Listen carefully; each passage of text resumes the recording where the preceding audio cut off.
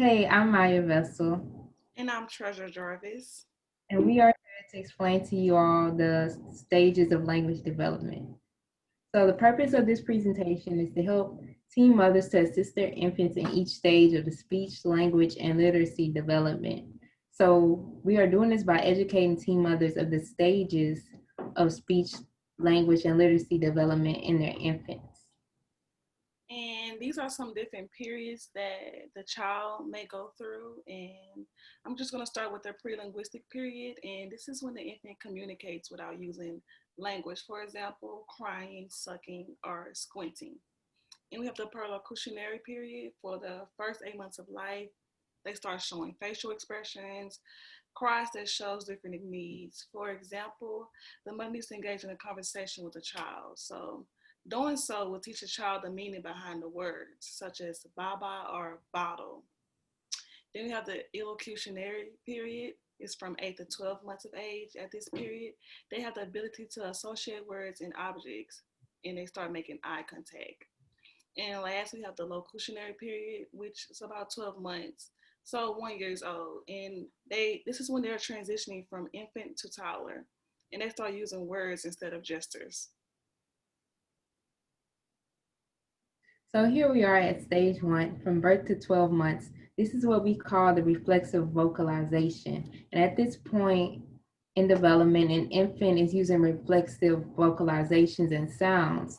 So the birth cry is an example of one of these. And other examples would be coughing, burping, and an example of a vegetative sound would be a sigh.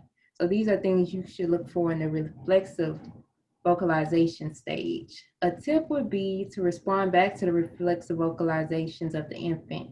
So, for example, by responding, "Oh, you're full," to the burp of an infant, you are helping the child to learn language and gain a sense of how intentional communication gets them the attention they need and the meeting of their needs. And we move on to stage two, which is from 2 to 4 months, and that's cooing and laughter. At this stage, an infant is adding cooing sounds associated with pleasure and laughing into their lives. So, cooing refers to sounds such as ooh, and these are preceded by velar consonant like sounds such as g or k. A tip during this stage would be to begin copying sounds your baby makes to help them begin turn taking in conversations. You should also begin to sing in a sing song voice to your baby to keep them interested in what you are saying. Next, we have stage three, which is about 4 to 6 months, which is vocal play.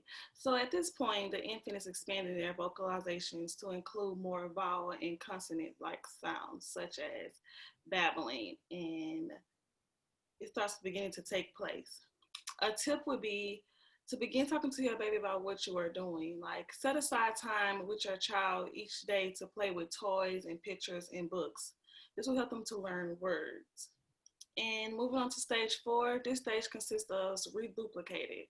For example, ma, and non-reduplicated. For example, babbling or ma bina. A tip would be to begin to make different sounds to interest your child. This could be anything from varying the sound of your voice to a rattle or squeaky toy.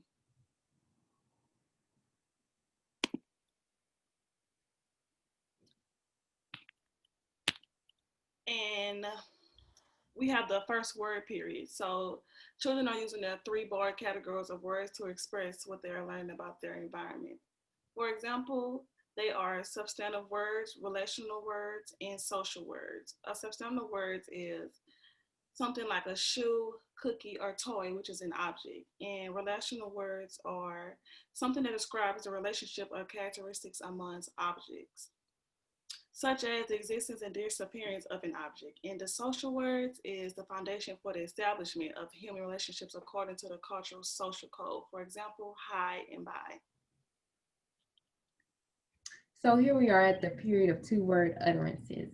So this should happen by the second year of life, and now children are expanding their single word vocabularies until they have reached the point of combining two words into one utterance. So example, that ball. At 18 months, a child's expressive vocabulary is about 50 words. At this age, your child will not only be able to concentrate on activities longer, but they will also understand between 200 to 500 words. So a tip during this time would be to read books together to help build their vocabulary and use objects and gestures to help them understand questions and instructions. The preschool and early school years. Okay, so now children have the ability to produce complete and complex sentences, and their vocabulary size is starting to expand. So children are learning some sounds before others. This will mean that the words they say do not always match the way adults speak. For example, a child might say moon correctly at 2 years because the word contains early developing sounds. However, words such as spaghetti may be pronounced as daddy. So a tip would be use puppets and pictures to help children to listen to stories. So use books such as these and pictures to help your children understand what's going on as they hear you read them. And then another thing with it will be the mastering production of speech sounds and producing words without all the speech sounds. So, for example, if the child says T for key, the child may be using a fronting process, using the front of their mouth, or if the child regularly omits one or more consonants when they occur together as clusters and say poon for spoon, the child will be using the cluster reduction process. And the children comprehend their first words at about 8 to 9 months of age. At about 13 months of age, children comprehend about 50 words. But as they get a little older, by 6 years of age, their comprehension vocabulary is between 20,000 and 24,000 words. And once they're 12 years of age, it's about 50,000 words. Okay, now we're at dyadic words. Dyadic words are terms that have change in reference depending on who is speaking and on the relationship relative to the speaker and the listener. For example, the reference for I and you shift as the speaker-listener relationship changes. One way in which young children increase their utterance length is to begin to use grammatical morphemes in their utterances. When children begin to use these, their MLUs reach about 2.0. So here is a graph of an MLU chart, and basically this will help you to see at what stage your child is and at what stage your child should be by a certain age. So the children begin to extend their previous two-word utterances into multi-word utterances into different sentence forms. So then we move on to the expanding two-word utterances. The children learn to expand their utterances by combining previously separate semantic relationships such as baby ball or baby roll to form baby ball roll. So in conclusion, using the stages of development listed in this presentation, we use this to help to educate the teen mothers of what steps that you can take to assist your child from each stage. Parents with more resources are available to provide positive learning experiences for their young children. And this is some questions you might have. Which aspects of parenting matter for children's early language and learning, and why? The quality of verbal interactions between a parent and child during reading and playtime stimulates the child's language development. It improves his or her vocabulary skills and reading comprehension, and it increases his or her school readiness. Another question may be, how do I know if my child is having delays in speech? A child with delay might use words and phrases to express ideas but be difficult to understand. So cooing and babbling are early stages of speech development. Babies who watch intently but don't react to sound could be showing signs of hearing loss. Here are some more questions that you all might have.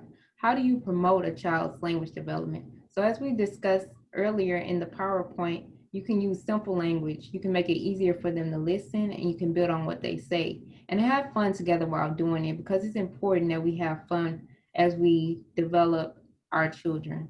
The next question would be, when should I start to see my child begin to demonstrate turn-taking skills?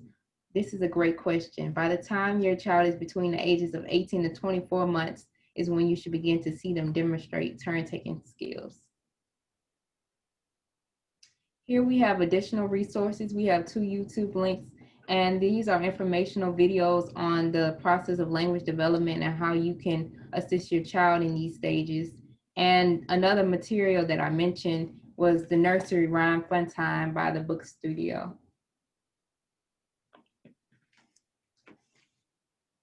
So that concludes our presentation. We would like to thank you all for listening. Thank you.